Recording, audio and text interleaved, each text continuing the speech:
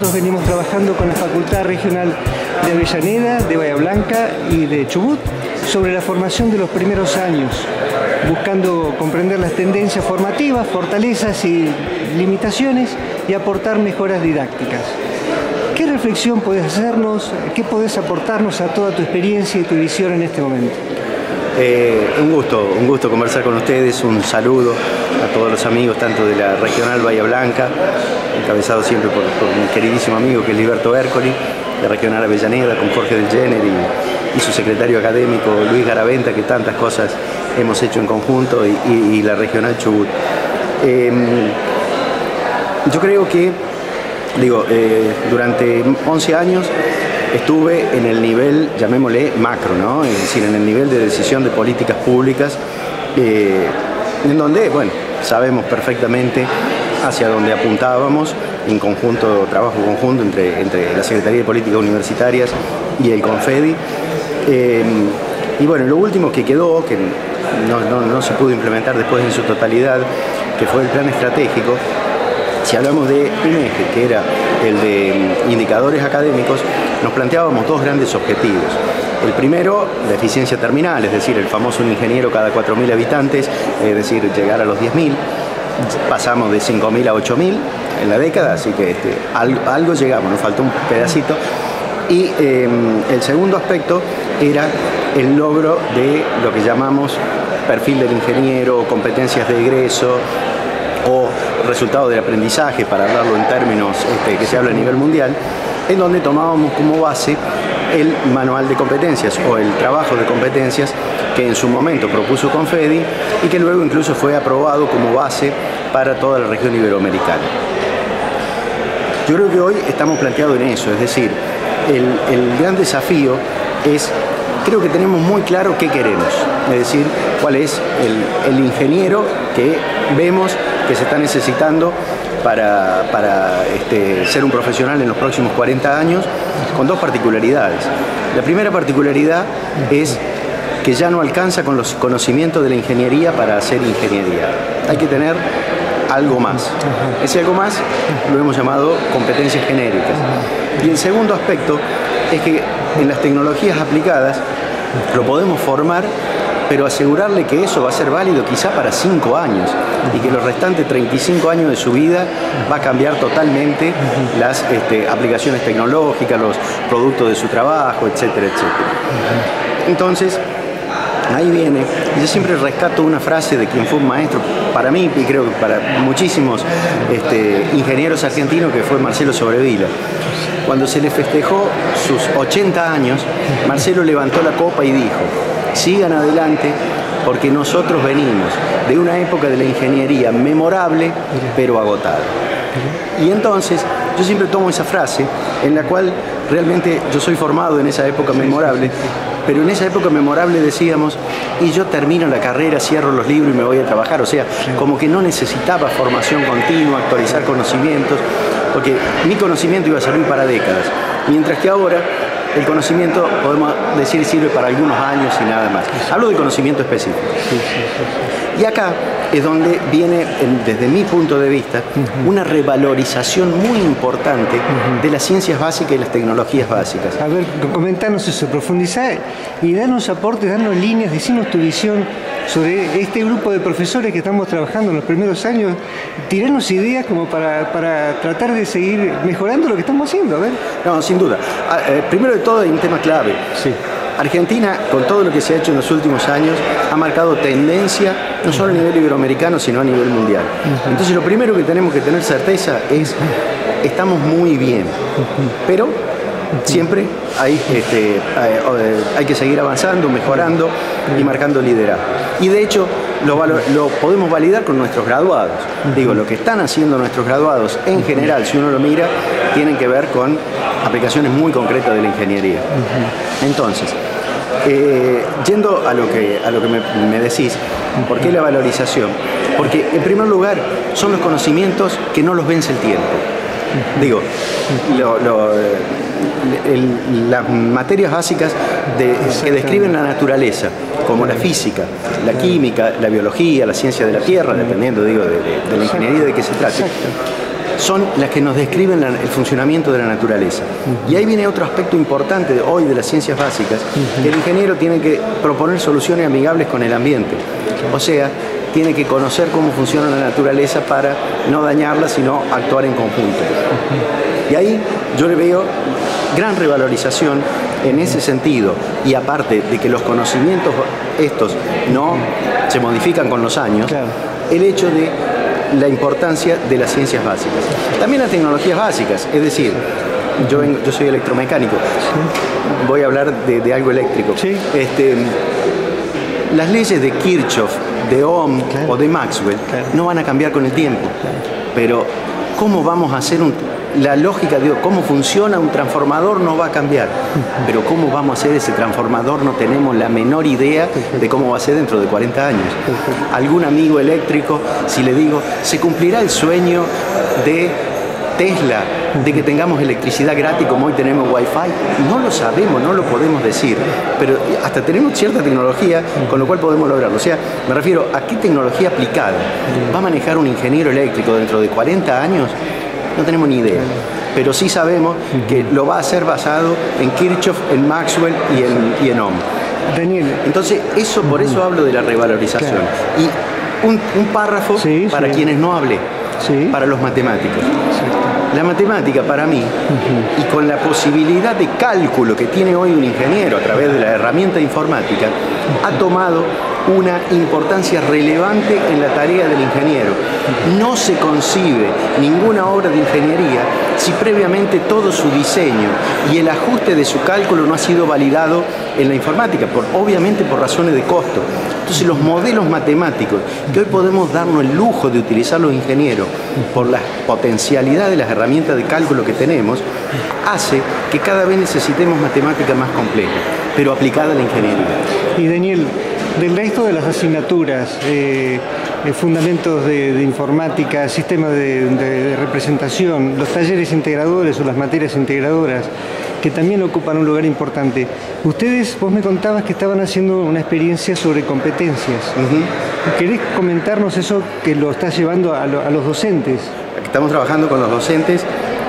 Como bien lo dijo Omar, yo he vuelto a mi cargo docente de la Facultad de Ingeniería de la Universidad de San Luis, y el desafío que me propuse junto con mi decano y con un amigo que es el decano de la Facultad de Ingeniería de la Universidad de Loma de Zamora, es de todo esto tenemos claro qué queremos, el perfil del ingeniero, ahora ¿cómo lo hacemos? Pero ¿cómo lo hacemos? Encarado como política institucional, porque hay mucho que se está haciendo desde el trabajo, por ejemplo, que ustedes están haciendo en los grupos docentes, viendo, trabajando, considerando de que ya estamos recibiendo alumnos que vienen de la generación Z, o sea, de los nativos digitales, y por lo tanto las formas que hay que trabajar con ellos son totalmente distintas a las que trabajábamos nosotros, que ni siquiera somos generación X, somos baby boomer, la generación X o la generación Y. Los métodos sí, obviamente que hay que pensar en cambiarlos y demás, pero el fondo del conocimiento sigue siendo el mismo.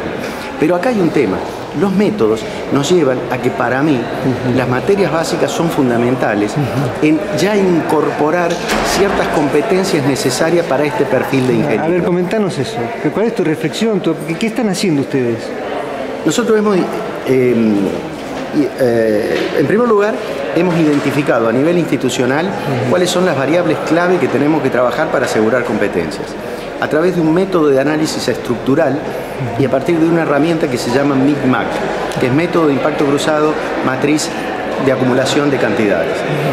Definimos 24 variables institucionales que suponemos podrían tener incidencia sobre el asegurar el perfil de egreso, y de esa, aplicando este método, aislamos 5 que terminaron siendo las claves, de acuerdo a un análisis, no voy a decir la forma aquí, pero es muy rápido, que es relacionar las distintas variables entre sí, y que es una especie de taller que tienen que debatir las autoridades de la facultad, el secretario, director de departamento, etc. De hecho, este taller lo hemos empezado el lunes en una regional de la UTN, que es la regional Delta. Estamos jugando, con el visto bueno, por supuesto, de sus autoridades, a decir, elaboremos escenarios, veamos dónde estamos.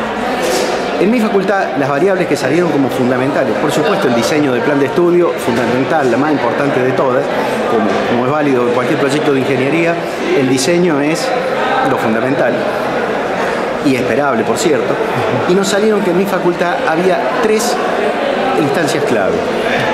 Trabajar con los docentes, los métodos de enseñanza, los métodos de evaluación y la investigación de la propia práctica docente. Después salía un quinto que era cómo abordar la visión integral del ingeniero, es decir, el perfil del graduado. El segundo paso, una vez que se determinó eso, es la experiencia, el trabajo de las autoridades, de decir, bueno, obviamente, ¿cómo empiezo a encarar esto? Y por dónde lo puedo empezar a encarar, en donde tengo trabajo previo, es decir, siempre parándose sobre lo que uno tiene, ¿no? Claro, claro.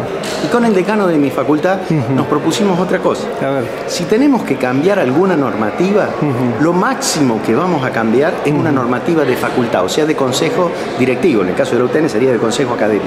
Porque si tenemos que pensar en cambiar algo de consejo superior, ya nos va a llevar mucho tiempo.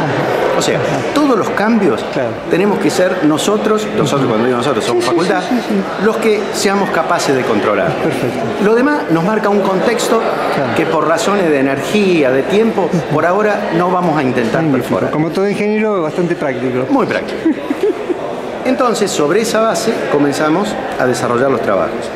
Y por los antecedentes previos, daba todas las condiciones para que un grupo de matemática, que son prácticamente todos los docentes de la matemática de mi facultad, pudiera elaborar un proyecto de investigación-acción que fuera aprobado por el sistema de ciencia y técnica de la universidad.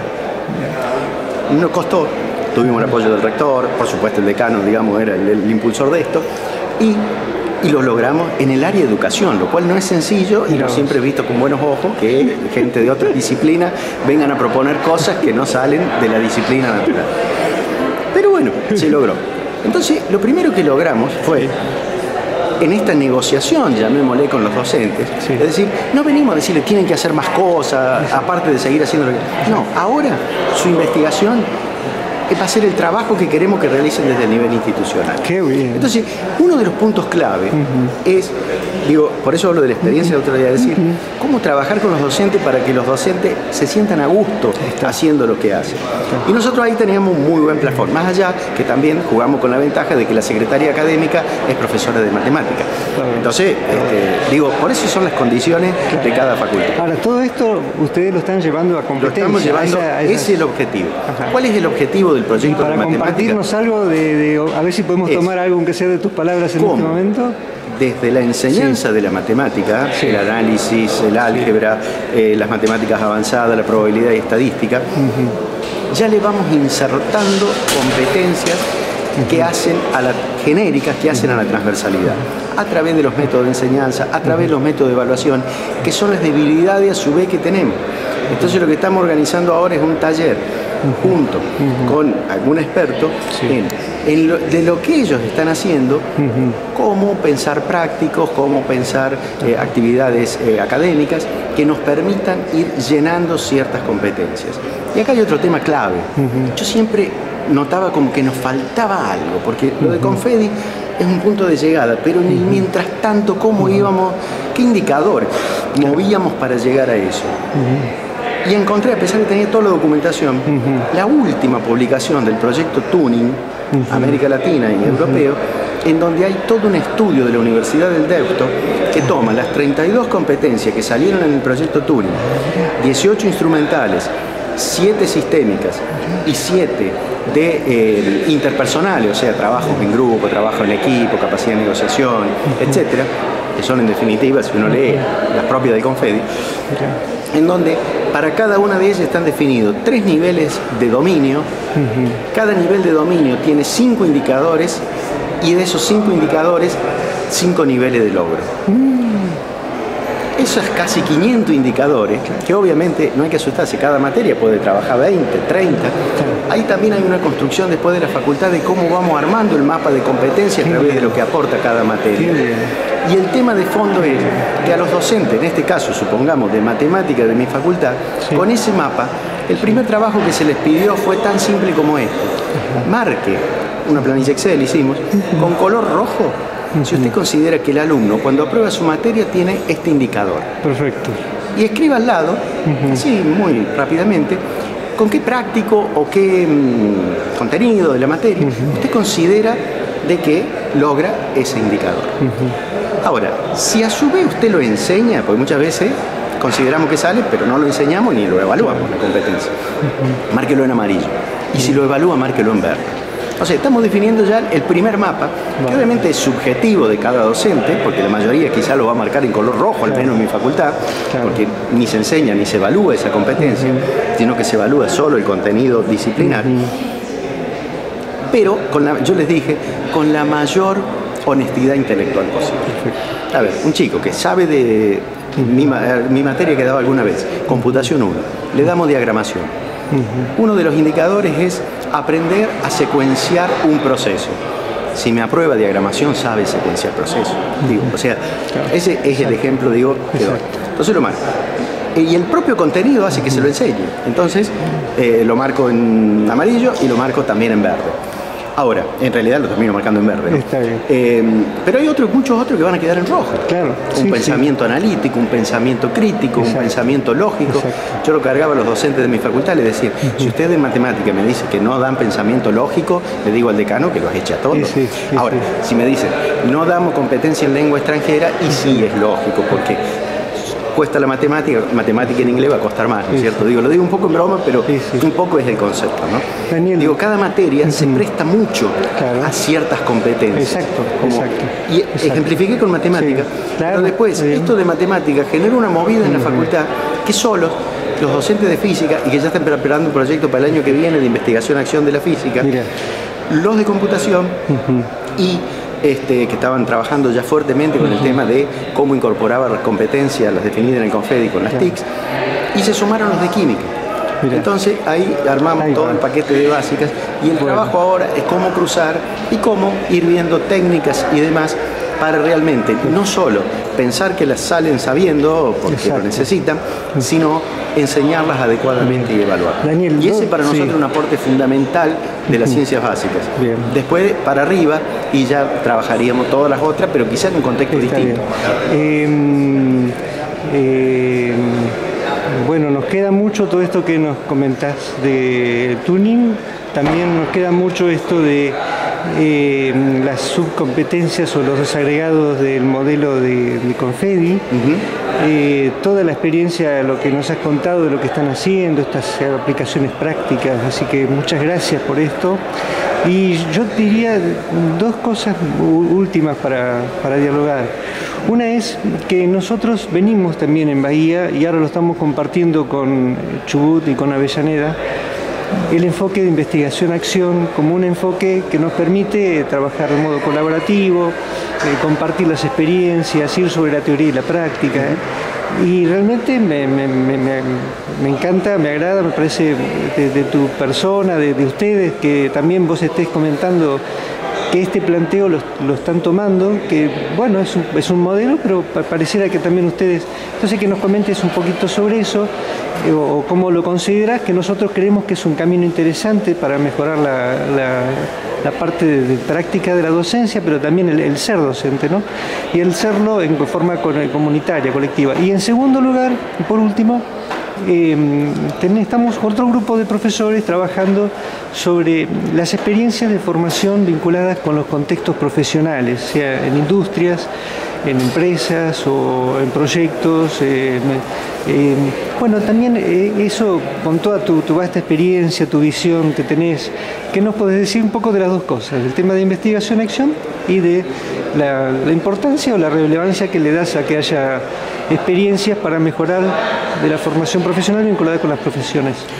Con respecto a investigación-acción, precisamente fue la base que considera, es lo que nos salió como herramienta fundamental en nuestra facultad, particularmente en las ciencias básicas, teniendo en cuenta, aparte ya, otros aspectos que no me refería acá, como son el análisis de los chicos del secundario, trabajar los programas de articulación, etcétera, cómo vienen, cómo, bueno, hacer de que entren de mejor manera a cursar la carrera de ingeniería.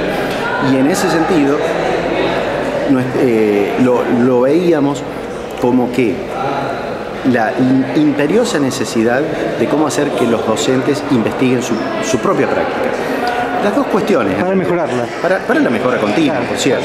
También otro término muy ingenieril, digamos. El tema es y los cambios y la reacción de los chicos.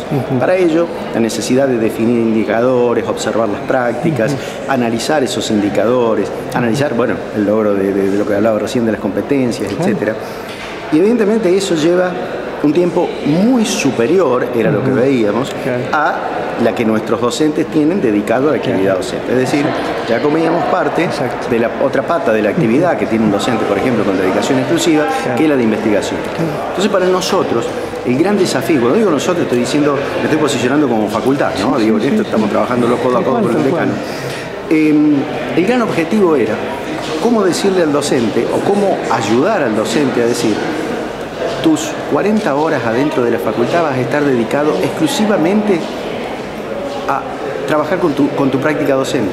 Y eso a su vez te va a servir para investigación, para los partes de avance, para seguir en el sistema de incentivos, etcétera, etcétera. Y ahí la herramienta denominada investigación-acción nos resultaba fundamental, porque permitía encajar dentro de la lógica y dentro de los, llamémosle entre comillas, los estándares con que se evalúan los proyectos de ciencia y técnica en las universidades. Si bien nos costó, porque incluso no había ninguno de educación en nuestra universidad sobre el tema. Recuerden que nuestra universidad no es como la UTN, tenemos facultad de ciencias humanas, ciencia de la educación, etcétera. O sea, digo, estamos jugando en un terreno que no es el nuestro. Ustedes en la UTN por ahí tienen mayor control, digo, porque son ingeniería.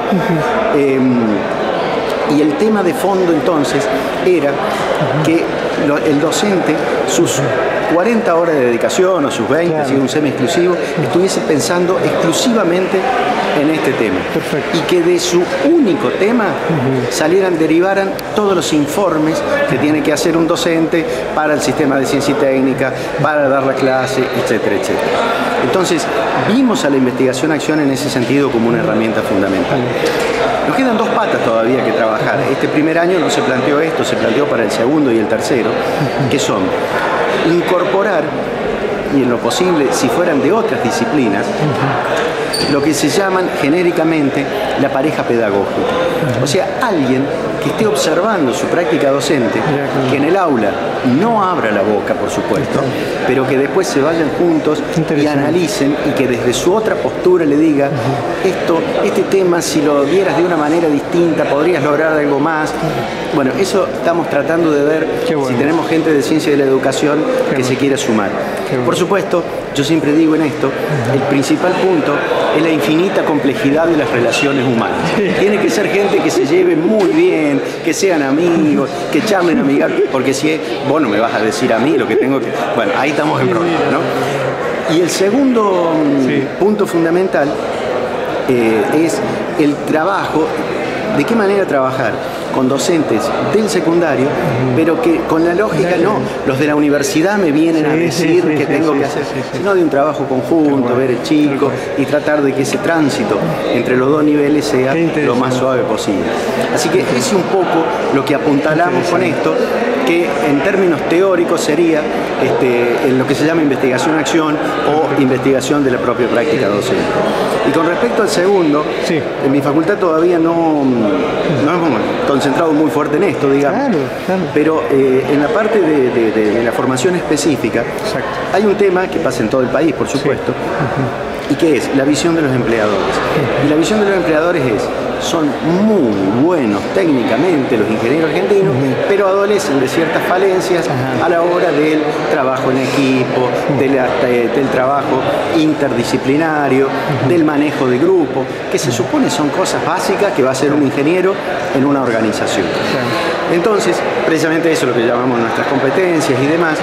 Entonces, a mí ahí me parece fundamental la relación con el sector productivo, cómo trabajar con técnicas basadas en proyectos, que acá viene otro desafío para mí, que algunas facultades lo están trabajando muy bien, como la Facultad de Ingeniería de la Universidad Nacional de Cuyo, que es que el proyecto tener distintos tipos de proyectos y que el proyecto empiece por una materia en tercero o cuarto año y siga hasta quinto año y que incluso sea el trabajo final. Te digo, también a veces es difícil hacerlo porque tiene que ser buena relación entre los profesores, ponerse de acuerdo, pero digo, me parece que es un desafío analizar y acá de nuevo vuelvo a lo mismo. Para decirlo en términos automovilísticos, la muñeca del decano y el secretario académico de buscar cuáles son los docentes permeables y que les guste y que se sienten cómodos trabajando en esto, porque los hay. Digo, entonces, ¿de qué manera lograrlo? Y darlo como ejemplo, ¿no? Digo, para después de a poco ir institucionalizándolo. Me parece fundamental esto de la relación, porque en definitiva el 90% yo creo, digo, ustedes tienen sus estadísticas, nosotros las nuestras, de nuestros ingenieros que se reciben, terminan trabajando mayoritariamente en ese sector productivo, en donde otro de los temas que deberíamos convertirlo es en líderes de un proceso de industrialización, de mejora de la competitividad argentina, de inclusión social para generar nuevos empleos, detectar a nuestros estudiantes que vienen con ingenio emprendedor para que generen, apoyarlos a la generación de su propia empresa de base tecnológica. Digo, me parece que es fundamental el trabajo en ese sentido. Detectar a nuestros estudiantes que sabemos que son un investigador, para decir, vamos, vos tenés que hacer carrera en el CONICET, investigación aplicada. Bueno, nuestro amigo Alejandro Checato ahora está fuertemente impulsando esto, tenemos que ayudarlo porque digo, si no, no haríamos la labor de ingeniero. Entonces, ahí me parece que es el tema fundamental de trabajar en lo referente a nuestra formación e incluso ir abriendo de a poco la formación, porque necesitamos del ingeniero investigador, necesitamos del ingeniero que esté en la planta, en el día a día, necesitamos del ingeniero emprendedor. Entonces, básicamente la facultad de que empuje a los chicos hacia el lugar donde tienen ya su gen natal, llamémosle así, apoyándolo con técnicas, con herramientas y eventualmente hasta con efectuar algún tipo de presentación y demás, que de hecho sabemos que lo están haciendo. La UTN Bahía Blanca hace estas cosas, así que no estoy diciendo nada nuevo, pero el tema es continuar cada vez más y avanzar en él.